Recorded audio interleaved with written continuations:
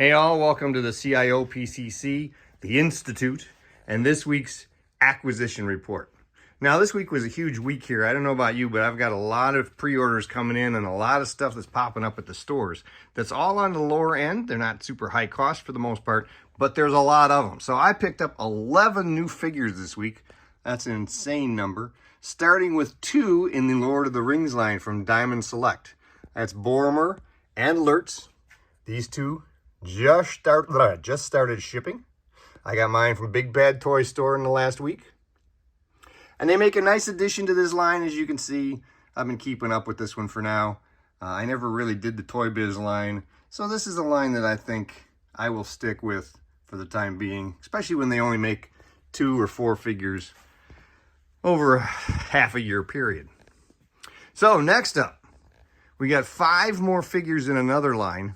That's because Indiana Jones hit hard this week. So we got the new wave that's based on The Last Crusade. So that includes Dr. Jones Sr., as well as the Indiana Jones. This is the one he's got a tie on. And of course, the Grail Knight. All 3 of those are great looking.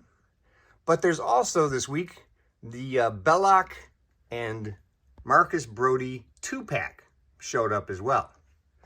And we have 2 more that should be hitting here pretty soon in this wave to finish out the build a artifact piece that will come with those 5. So those 2 should be hitting soon. And as you can see, this is a collection that's rounding out quite nicely. I've got to find one of those map room indies. That's probably going to be my hardest thing right now, since Target seems to be completely unwilling to put those out on the shelf. But I have my fingers crossed. So that's 7 of the 11. Now the next 2 are a little higher end. These are 112 Collective. As you know, Mezco's been doing a great job with the 112 Collective. They're getting all these figures out that we've been waiting on for so long. First up, Solomon Kane. This is the regular release this week. He comes with a ton of great accessories. Comes with, of course, multiple heads, just like always. Excellent looking figure from literature. I put him up there next to the Crow because it seemed like an appropriate spot. But who knows? We may move him around and give him a new pose. I do like this particular dynamic hair with that head. It was my favorite of the bunch.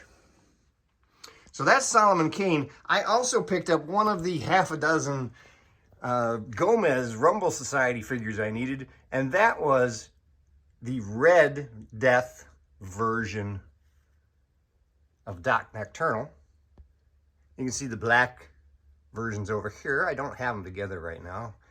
Just happened to be that I had space up over there for him. But he's another terrific figure. He was one of the few that I'm still missing in my collection, and so I picked him up this week off of eBay. Got a good price on him. It's always a big positive. So that's 9 of the 11. The last 2, courtesy of NECA.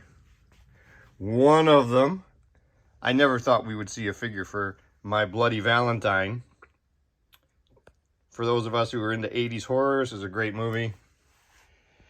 And this is the Miner, of course, the killer in that movie.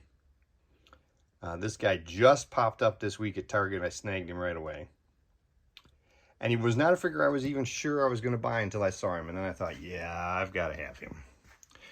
NECA also gives me the other figure this week. And that is the 3rd version, technically 4th, of MacReady from The Thing. This is the Last Stand version. He's got the bombs and the Molotov cocktails and the gasoline.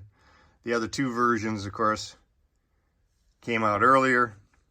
And technically, I suppose you can count the San Diego Comic-Con poster version as a MacReady as well, even though it technically isn't really MacReady. Your mileage may vary. So, there we go. There's 11 figures this week. Quite a bit for one week. Hopefully you've had as good a collecting week.